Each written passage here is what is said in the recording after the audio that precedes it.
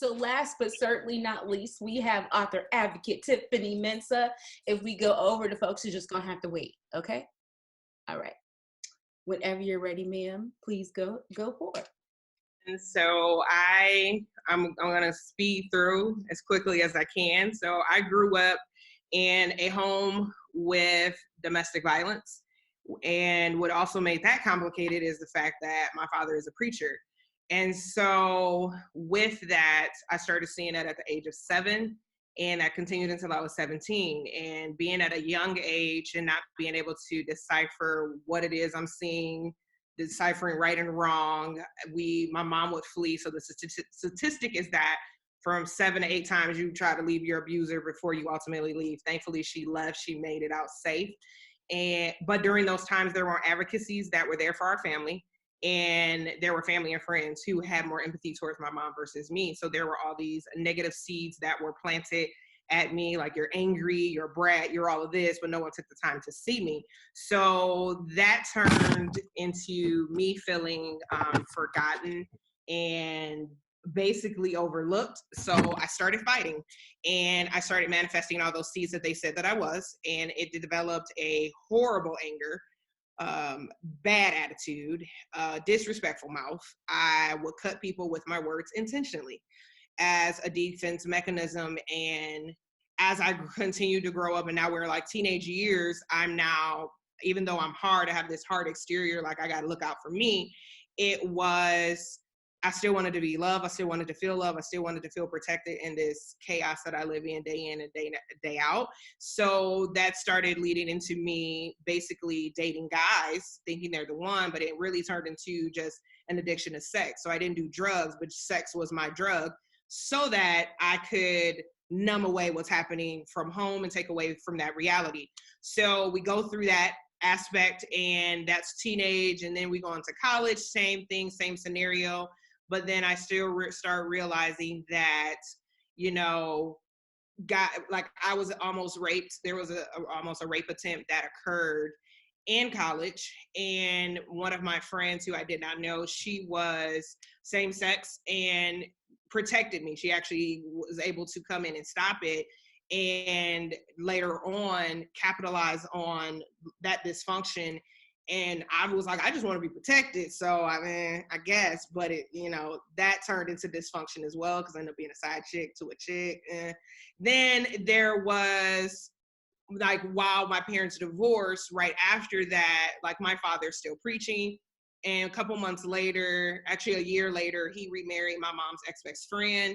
And I was like, God, how can God be good when the guy who's preaching thus saith the Lord day in and day out is doing these things and has caused all this hurt on our family? Like, I'm good on this church. I'm good on all of this.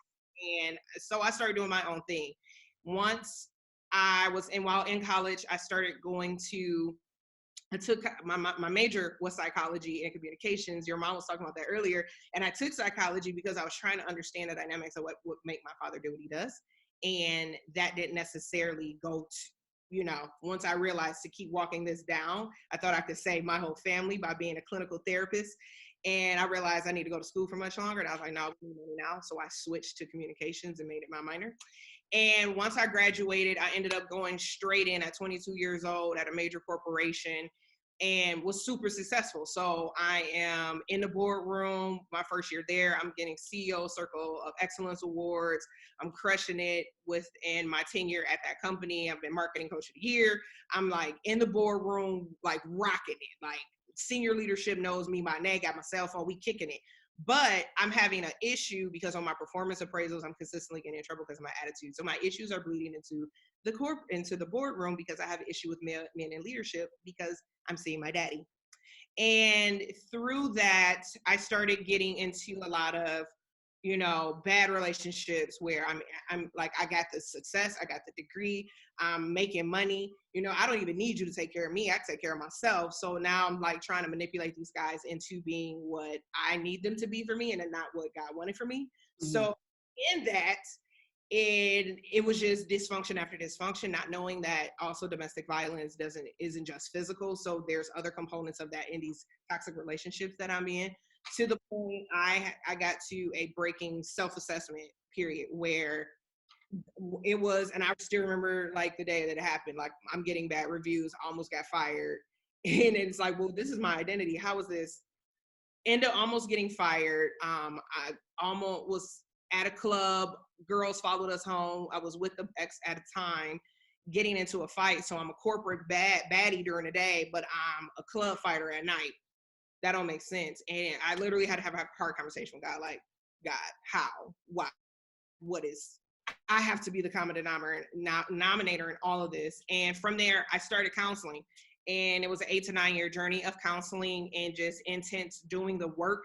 And with doing the work, I started realizing that I never assessed childhood Tiff and little Tiff and the trauma that Tiff went through to start looking at all those behaviors. So if there is anything that I can say about my process, it is, you know, you have to look yourself in the mirror. You know, even if you're in a car accident, we don't, you know, you don't just get out, move to the next car. You got to get out the car. You got to stop. You got to assess. The car insurance people got to assess the damage before they even give you a plan of action. So my thing is, I had to take the time to assess during counseling. It was painful, but it was necessary. And I did the work to be able to heal. And in healing, that's when I started able to attribute back all of these things. And just like your best friend just said in her last thing, I never knew my why. Even though I had the potential to move up in corporate, I never had that desire. Like, yeah, I can be a director, but there's something more.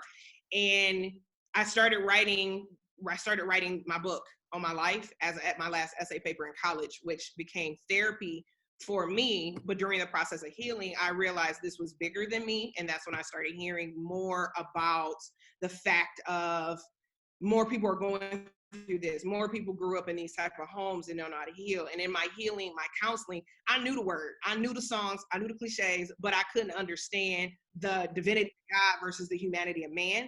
And so I had people come alongside of me, and with my counseling, be able to connect those. Like, that doesn't change Christ's salvation. That doesn't change that he died. It doesn't change that people are imperfect, bad things happen. But he takes the beauty for ashes. He makes these ashes and makes them beautiful. And in doing that and in writing this book and working on this book and pushing it out, I realized that my life did have purpose. This dysfunction had purpose, because that is now my life purpose, is speaking this out. I'm able to make, and part of my giftings in corporate is, you know, I was also a creative as a kid. So I'm able to have creative vision, execute. I'm able to bring order to chaos. All of those things happen within that dysfunctional space. And as I started doing more and more digging, it was like, okay, this is my purpose. Like, corporate is cool. Yup. Also got my own little business. Cool. But saving lives, advocating for healing, making a real relationship with Christ, because you can go to church, you can read all that, but until you understand the relationship, understand that God is not my father who hurt our family, that even to the point that I have forgiveness, grace, and love for my father who did all of this to our family, even right now. It was a journey. It was a process. So yeah, there we go. So I'm gonna stop now, because You don't have to stop. I prolonged it for 15 minutes. It's okay. I want Holy Ghost to have his way, her way, all that. So keep on going, friend, and people will join and they will be okay. Okay, so I mean, for me, the biggest process is to acknowledge what happened. A lot of times we were raised in a generation of take a hit, keep on ticking. I don't fully agree with that. Like, you take the hit, but you have to sit and assess what did that hit do to me? Did it rock my jaw so I can't talk? Did it leave a bruise? What did it do? Did it steal my joy? Like, what is the level of hurt? What is the level of trauma? And from that assessment, all right, let's put a game plan together to overcome and to heal. And I too, successful in corporate, all of my 20s, was sitting up here like, where is my husband? Where's my kids? Because on the other side, it was so twisted, because though I was such up close and personal to the dysfunction, on the other side, my parents had a very loving marriage. Like, on the other side, like, laughing, good, like, we had good memories, like, as a family. That's why it was so confusing, like, what is happening? And I knew I didn't want that, but I wanted this. So I basically tried to manufacture my own relationships. And it's like, so the major company I worked for was Domino's Corporate, right? So the analogy I use is, I'm getting a pizza from Pizza Hut, but I'm taking it to Domino's, like, fix this. I'm going to get these guys that don't have anything to do with my life or my purpose, but I'm like, hey, God, fix this. Like, nah, they're not part of my plan. Right. But if I did the work to heal and to assess, then there would be no Tiffany Mensah, okay? I would not be married today. I met my husband 3 years before we got married. He was like, oh, he cute. Who's that cute tenor? Like, and I didn't even like church guys, okay? My dad meant that for everybody. But I was like, who this cute tenor? And it came from the fact that it was like God planted a seed, like pay attention to him, but keep moving. Like if I had dated him then, no, it would have been bad. Okay, bad, because I was not in a good space. But I had to continue, but I was just starting my healing during that process. And so when we finally got together, I had to move, God had to move me to the desert. He had to move me away from everybody that I was comfortable around. He had to move me all the way out here so I could hear a voice for himself, so I could hear my identity for who I am, who he made me to be. And in being out here, I was able to do what he needed me to do and learn, like, okay, this is what you're supposed to. But then I also got the husband. And shout out to, I just got to throw this in, my baby girl is on here. So there would not even be legacy, my bonus daughter that came from this, where I'm able to even share my life's experience, where it's not like, no, I'm not trying to be the friendly mom. That's just, no, like, this is what we doing. She walked that, she lived that. Like, here's life experience. And God took all of these ashes and still made it beautiful. Like, there's purpose. I can use that. I can use that. I can use that. I'm done. My God. Friend. Okay. I don't even have questions. But I will say what hit me like I don't know, like nobody's business, is the assessing part. And I think that's what I will speak for Dominique. I can't speak for others, but I'm sure others will agree that we don't assess. We, for me, that resonated more, we'll hear get to the root of it. But assessing, especially, a lot of things that have happened to us in the past translate over into our present, and we need to stop it from moving into our future. So that's what really resonated with me. Assess. And also that you took your healing seriously. With taking your healing seriously, it's like, no, I'm not going to keep taking my pizza from Domino's. That was amazing, friend. I won't steal it, but you need to go ahead and write that on.